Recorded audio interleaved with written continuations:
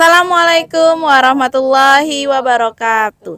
Kami calon guru penggerak angkatan 10 dari Kabupaten Pasir, Kalimantan Timur. Kami akan mempraktekkan demonstrasi kontekstual praktik coaching pada modul 2.3. Saya Sri Rahayu sebagai supervisor dan rekan saya Asri Anggoro Lestari sebagai coach dan rekan saya. Anita Fatmania sebagai coach. Selamat menyaksikan.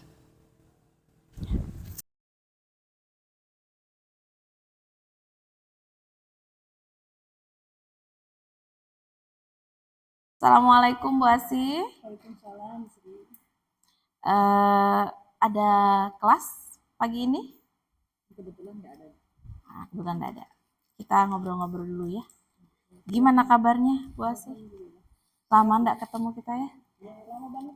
Lama banget kita nggak ketemu, nggak ngobrol. Iya libur kan selama beberapa pekan. Baik, saya dengar-dengar ini Bu Asih mau coaching. Coaching dengan siapa Ibu? Rencananya ada janjian sih mau coaching dengan Bu Anita. Coaching dengan Bu Anita. Sebelumnya sudah pernah ketemu? Ngobrol-ngobrol sepintas ya. Kira-kira ini tahu nggak permasalahan dari kira-kira mau yang dicurhatin sama Bu Anita itu hal apa?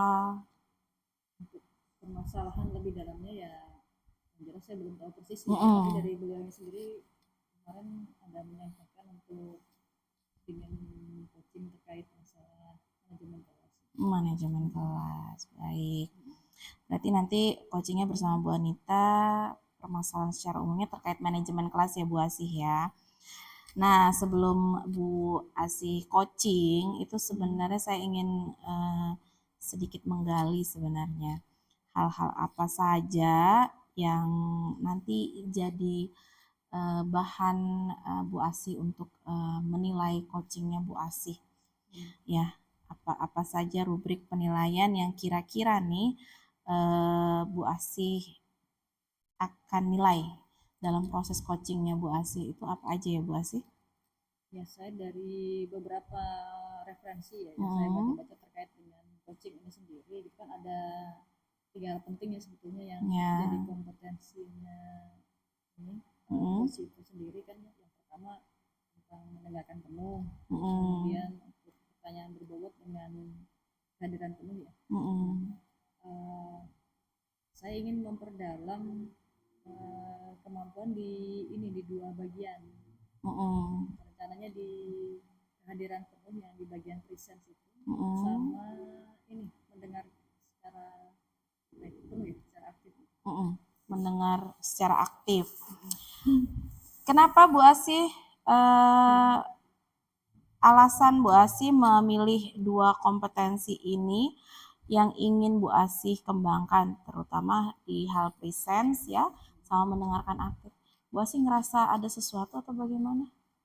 Kalau untuk yang presence itu terkait dengan ini ya, konsentrasi, konsentrasi ya, kehadiran penuh kita selama berdiskusi gitu. Biasanya kan kalau misal apalagi terkait dengan permasalahan yang bukan masalah kita, kadang-kadang kan ada kecenderungan untuk mengabaikan gitu ketika kita mendengarkan penjelasan. Jadi kan diharapkan sih lebih bisa punya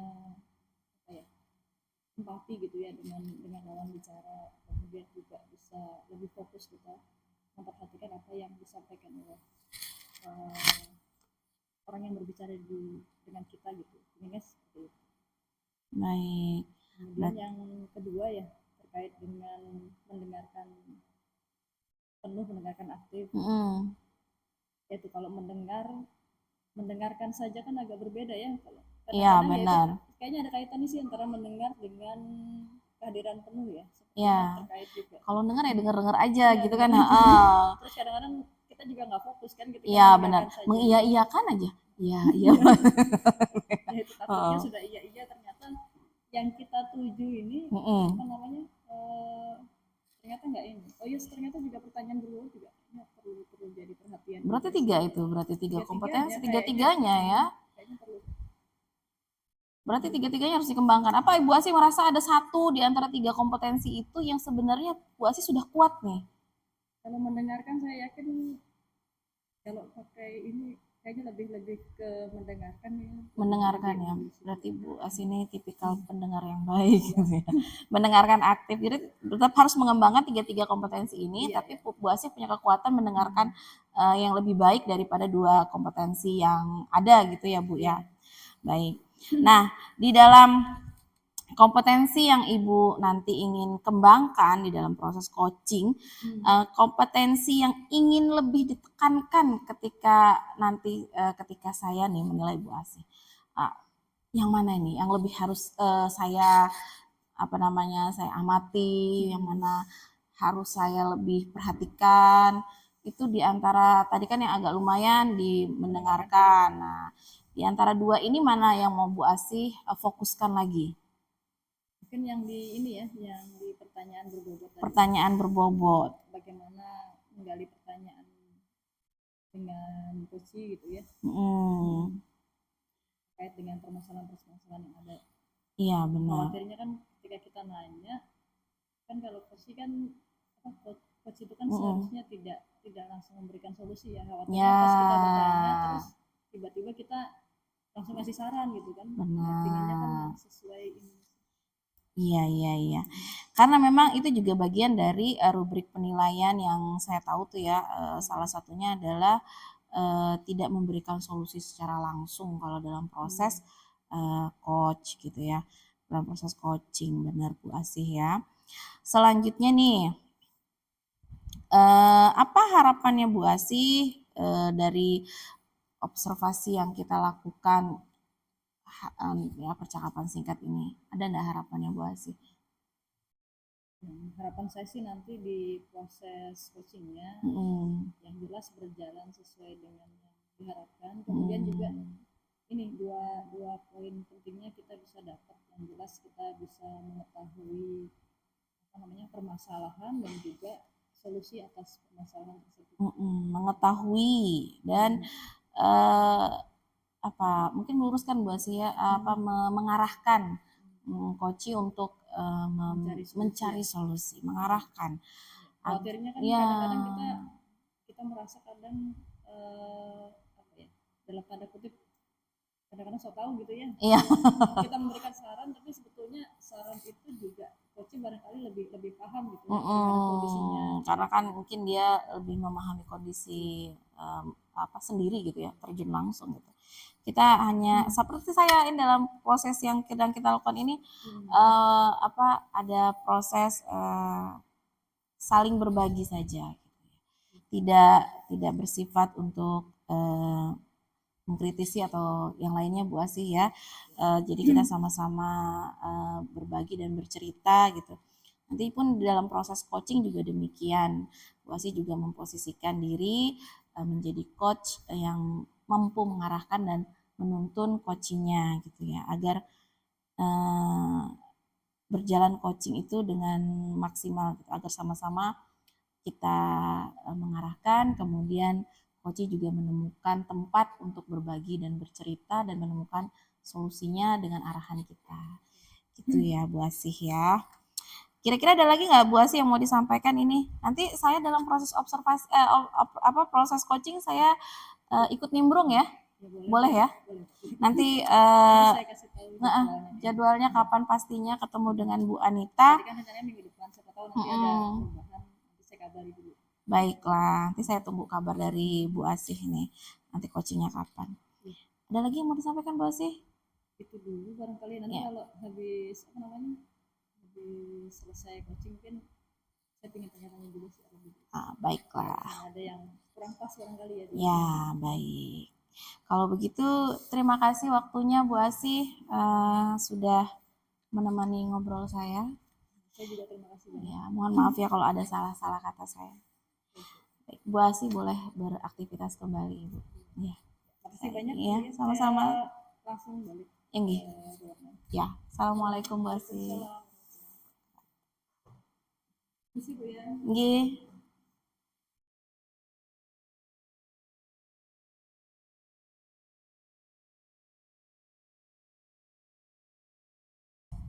Assalamualaikum Ibu Asih. Waalaikumsalam Bu Anita. Ah, Gimana kabarnya Bu Anita?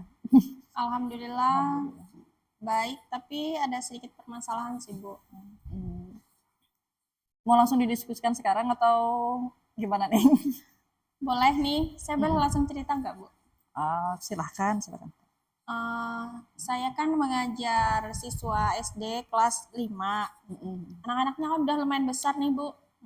Kelas 5 SD ya? Jadi ada salah satu siswa saya, jumlah siswa saya itu ya 30-an orang lah, 34 orang. Nah, ada salah satunya itu yang mengganggu proses pembelajaran nih Bu. Karena anaknya ini merasa jagoan Bu. Dari segi postur badan mendukung, beliaunya itu anaknya itu memang badannya besar. kekar dari teman-temannya. Kemudian mendukung lah Bu. Jadi teman-temannya ini kalau diganggu, bukan sekedar diganggu, emang disakitin nih sama si anak tadi. Si satu orang ini tadi ya.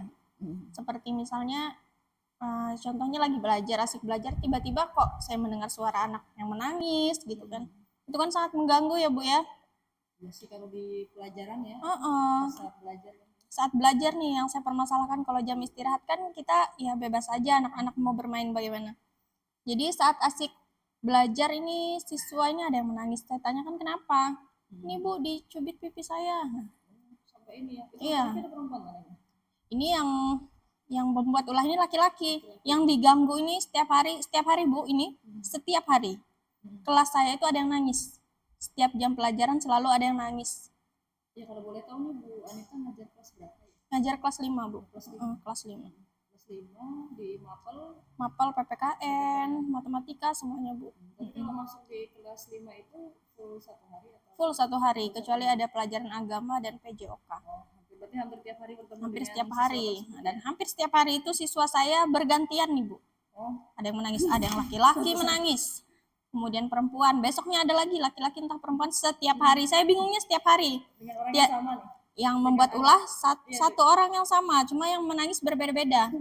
Jadi hampir satu kelas itu dibuat nangis dengan si anak, kecuali yang memang juga bisa ngelawan, yang jago ketemu jago mungkin ya Bu.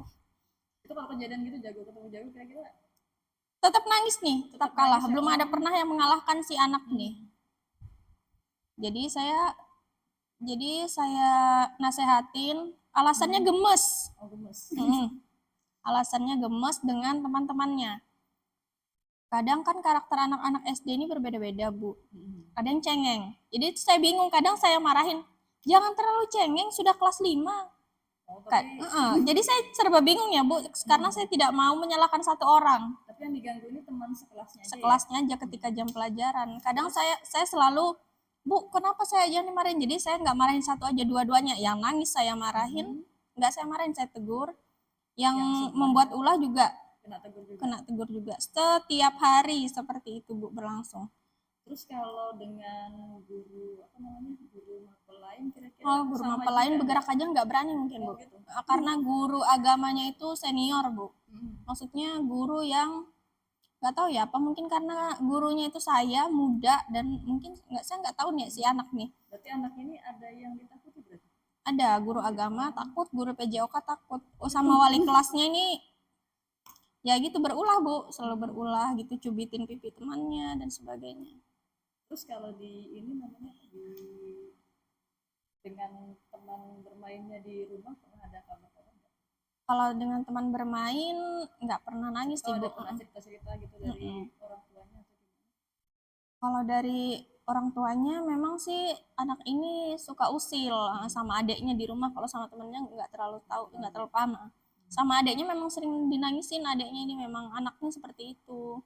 Cuma kalau belajar Bu. Jadi selesai mengerjakan bagus. Tidak jauh lah dari teman-temannya yang lain. Kalau dari segi nilai bagus, makanya saya katakan meskipun nilai seperti ini, jadi saya sudah kehabisan cara terkadang Bu. Jadi sebenarnya kita sebagai guru kan tidak boleh mengancam nih. Kadang saya ancam, karena kelas nih nanti gitu. Terus nggak takut, paling sehari 2 hari libur sebentar, ganggu temannya. Besok nangis lagi, kelahi lagi sama temannya. Karena jagoan nih Bu, kalau lagi laki-laki ketemu laki-laki itu ya ini adu fisik lah gitu. Kalau sama perempuan ya perempuan disentil sedikit langsung nangis gitu. Terus apa namanya, dari Bu Anita sendiri apa namanya yang sudah dilakukan selama ini untuk menghadapi anak itu bagaimana? Ada beberapa usaha sih Bu yang saya lakukan. Yang pertama kan saya menegur langsung, memberikan masukan tidak baik seperti ini dengan teman, tidak mempan. Kemudian saya di kelas itu ada catatan khusus Bu, catatan kelakuan siswa memang sudah saya siapkan di kelas. Setiap hari ini, jam ini selalu saya catat Bu. Dan Siswa ini selalu muncul. Nama selalu muncul dari urutan 1 sampai mungkin 20 sudah Bu. Sudah penuh itu nama anak ini. Namanya anaknya yang sama. Nama anak yang sama meskipun ada sela-selanya di temannya. Terus dari beberapa yang sudah dilakukan itu yang efektif ada nggak kira-kira? Nah, ternyata setelah saya catat sebanyak itu dan teman-temannya tahu nih namanya juga ini semua, masih melakukan Bu. Wah, ini nggak takut ya dicatat, nggak takut. Jadi saya juga bingung sudah ya Bu ya. Kemudian saya juga pernah melaporkan ke guru yang ditakutin lah. Pada saat guru itu masuk ya takut, nggak berani nangisin teman. Setelah guru itu keluar saya lagi masuk kembali kembali ke asalnya. Padahal catatan sudah banyak, mungkin sih ada sedikit perubahan dari catatan. Tahu tuh dengan catatan ada, memang saya lihat kan kadang temennya udah ayo nggak naik kelas dan seperti itu. Ya cuman berubah sedikit. Cuma masih ada yang nangis dalam kelas, masih ada. Memang luar biasa ini anak. Khas ya, dia punya sendiri. Terus rencana Bu Anita sendiri untuk ke depannya ini seperti apa? Rencana saya sih ingin mengubah anak ini supaya tidak seperti itu lagi kepada teman-temannya. Mungkin dengan cara yang seperti apa, karena saya juga pernah solusi terakhir saya adukan hal ini ke kepala sekolah. Terus respon dari Bapak Kepala Sekolah? Bapak Kepala Sekolah langsung itu melihat catatan dengan bukti-bukti yang ada di jam yang sekian, hari sekian, tanggal sekian. Nah, dipanggil oleh Kepala Sekolah. Hasilnya sangat baik Bu. Ternyata karena Kepala Sekolah kan udah masalah yang berat, padahal hal itu tidak berat sih Bu. Tetapi anak ini kan selalu mengulang-ulang. Saya sudah melakukan di guru lain tidak gitu ya. Kan ada sesuatu barangkali Bu. Tidak tahu mencari perhatian guru atau seperti apa. Jadi si anak ini langsung berubah karena mungkin kepala sekolah sih tidak memarahi, cuma memberi masukan, memberi. Kalau misalkan nakal lagi dipindahkan sekolahnya. Seperti ini lagi ya. Tadi kan nggak naik kelas ya. Kalau saya ancamannya nggak naik kelas. Kalau kepala sekolah secara kasarnya dikeluarkan dari sekolah tapi dipindah gitu loh Bu. Jadi langsung berubah. Semenjak saat itu udah nggak pernah sih namanya masuk di catatan. Kalau mau melakukan, misalnya mau lagi melakukan kesalahan lagi, saya mau dipindahkan gitu. Oh enggak Bu, enggak jadi. Bu Anita sendiri untuk apa namanya solusi seperti itu kira-kira ada ininya nggak buat anak itu? Sebenarnya itu termasuk mengancam sih Bu. Mungkin harusnya sih tidak seperti itu karena memang usaha-usaha sebelumnya itu tidak berhasil, mau tidak mau dengan usaha yang lebih keras seperti ancaman. Sebenarnya tidak mungkin kita mengeluarkan siswa hanya karena mencubit pipi temannya, hanya karena seperti itu. Kecuali masalah yang sangat besar itu. Ini kan menurut saya masalah tidak besar, cuma memang selalu diulang-ulang. Kalau dari Bu Anita ini ada solusi nggak kira-kira ya yang selain dilakukan kepala sekolah gitu? Ya solusinya sih saya juga komunikasi dengan orang tuanya. Jadi di sekolah, Bu, Pak, minta tolong bantuannya ini catatannya kelakuan selama di sekolah. Jadi minta bantuan juga kerjasama antara orang tua. Jadi orang tua sebelum anaknya berangkat sekolah dinasehatin di kelas jangan seperti ini. Seperti itu sih Bu. Ada rencana nggak untuk diskusi dengan guru mata lain? Iya juga saya ada diskusi dengan guru agama terutama. Bagaimana sih Bu cara menghadapi siswa yang keterlaluan seperti itu? Maksudnya keterlaluan dengan temannya. Karena kalau dengan guru baik-baik aja, tidak melawan, tidak, maksudnya hanya memang mucil dengan temannya. Kalau gurunya itu nggak pernah melawan sih Bu. Ya jadi dikasih solusi dengan. Berarti salah satu kesenangannya mungkin dengan mengganggu temannya gitu ya? Iya mungkin memang memang karakter si anak atau seperti apa, memang maksud saya boleh bermain tapi tidak saat jam pelajaran, dan teman-temannya itu sampai juga tidak nyaman belajar karena asik belajar bukunya digeser, bangkunya digeser, dan akhirnya mereka menangis. Saya katakan juga sama teman-temannya, jangan terlalu cengeng. Jadi saya juga bingung, Bu, sebenarnya tidak baik ya kata-kata seperti itu. Karena menghadapi anak SD itu super sabar, Bu. Karena yang satu mucil, yang satu sudah kelas 5, menurut saya nggak usah nangis lah. Jadi satu kelas itu tidak ada yang satupun yang ditakutin nih teman-temannya. Teman-temannya tidak ada yang mengalahkan cewek cowok itu, makanya saya bilang jagoan. Si anak jagoan. Tapi semakin kesini, semakin saya koordinasi dengan kepala sekolah, rekan guru, guru agama, guru PJOK, ya alhamdulillah sudah tidak ada lagi sih, Bu, catatan nama anak tersebut di buku kelakuan siswa saya. Mungkin saya menanyakan kembali, Bu, untuk rencana Bu Anita ke depannya terhadap anak ini dan juga terhadap kelasnya Bu Anita sendiri gitu. Rencana kedepannya sih, Bu, saya lebih menekankan dengan kesepakatan kelas.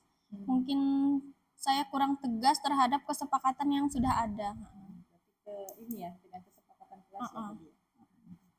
Mungkin kedepannya saya akan lebih tegas dengan kesepakatan yang sudah kami buat, dengan konsekuensi apa yang mereka dapatkan jika mereka melanggar, seperti itu sih, Bu. Kesepakatan kelas itu yang ini berarti apa?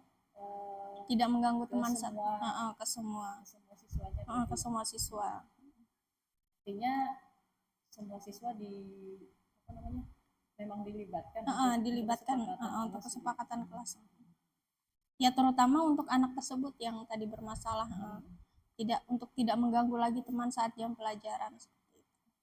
Kalau ada yang lain lagi, Bu? Menurut saya sih, Bu, ya kesepakatan kelas tadi dan koordinasi dengan rekan guru, bekerja sama dengan rekan guru lain, seperti itu. Kira-kira kapan ini rencananya, Bu?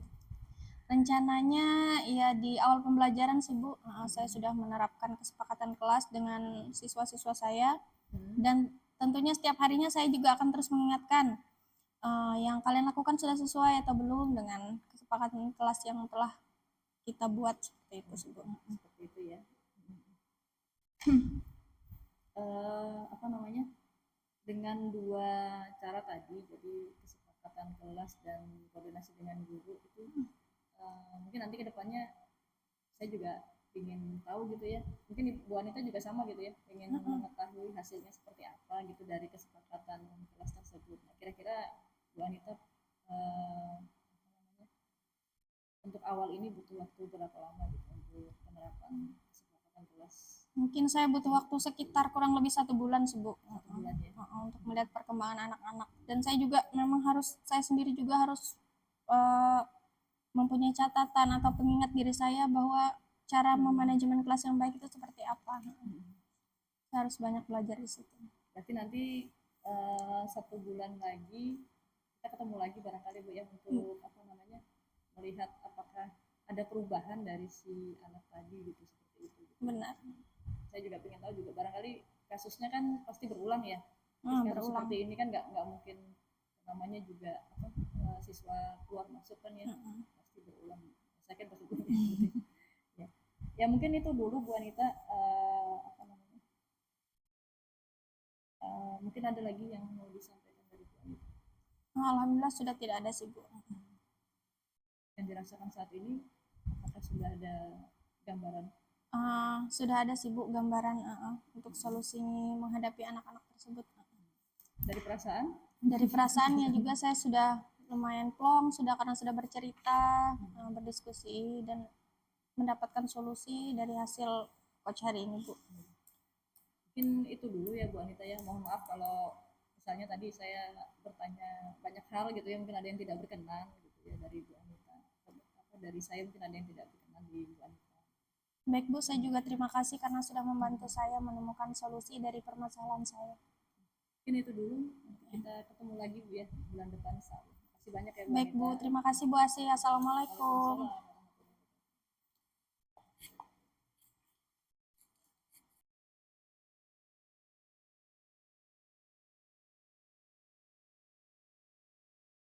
Assalamualaikum, Mbak Asih. Waalaikumsalam. Bagaimana? Apakah sudah melakukan coaching dengan Bu Anita? Alhamdulillah Sudah. proses coaching sudah selesai. Ada yang mau diceritakan selama coaching nggak? Ya, Selama proses coaching. selama proses coaching ya ini ya, mungkin ini perlu banyak pengalaman barangkali ya untuk coaching gitu. Yang jelas saya memperoleh gambaran utuh gitu ya dari permasalahan yang dihadapi oleh Bu Anita, kemudian juga solusi yang beliau usulkan dan juga sampai kepada rencana aksinya gitu. Berarti semua tahapan sudah ya? Kalau menurut saya pribadi semua tahapan sudah terlewati. Sudah. Selama proses coaching tersebut ya, sehingga Bu Anita sudah menemukan solusi dari apa yang menjadi permasalahannya Bu Anita. Kemudian alasan, kan kemarin ada 3 kompetensi nih, yang menjadi titik fokusnya itu adalah membuat pertanyaan berbobot. Menurut Bu Asih sendiri bagaimana kompetensinya? Menurut Bu Asih kompetensi yang ini apakah saya iya, jadi untuk tidak apa-apa. pertanyaan berbobot, saya mendefinisikan untuk pertanyaan berbobot itu seperti apa gitu. Apakah kita memberi pertanyaan-pertanyaan yang ada kriterianya, ataukah kita ini memberi pertanyaan yang kira-kira bisa mengarahkan coach itu mencapai kesimpulan. Kalau yang dimaksud yang kedua itu gitu ya, pertanyaan yang dimaksud tadi, yang poin kedua tadi ya, artinya kita mengajukan pertanyaan yang bisa membuat coach sampai ke tahapan untuk menemukan solusi permasalahan ya. Kalau saya pikir sudah terpenuhi. Menurut saya pribadi gitu ya, sudah terpenuhi sih. Ya, baik. Kalau boleh nih ya, saya menyampaikan pengamatan saya ya tadi ya. Berdasarkan coaching yang sudah Bu Anita, Bu Anita, Bu Asih dan Bu Anita lakukan, dengan Bu Asih melakukan dengan Bu Anita, saya mengamati bahwa pertanyaan dari Bu Asih itu sudah cukup baik ya, mengarahkan guru menemukan solusi dengan mengidentifikasi permasalahan dari si coach. Ini sudah kalau menurut saya tergambar dengan sangat baik. Kemudian juga fokus mendengarkan Bu Asih juga sudah sangat baik gitu ya. Terlihat beberapa kali pernyataan dari Bu Anita itu terulang dari pernyataan Bu Asih. Hal ini merupakan ciri dari mendengarkan aktif yang baik. Namun hanya saja ada present yang kehadiran penuh yang sempat lepas benar ya, sempat lepas. Jadi ada pertanyaan yang berulang sepertinya Bu Asih padahal itu sudah dijawab oleh Bu Anita, tapi ini sedikit sekali. Jadi nanti mungkin perkembangan selanjutnya ini bisa lebih difokuskan lagi. Nah, setelah mendengar hasil pengamatan saya nih, menurut Bu Asih gimana? Ini saya masih khawatir di bagian ini ya, asumsi sama adjustment. Saya tuh khawatirnya kadang-kadang ketika kita bertanya atau kita merespon coach itu, kadang-kadang 2 hal itu muncul karena ada kekhawatiran seperti itu.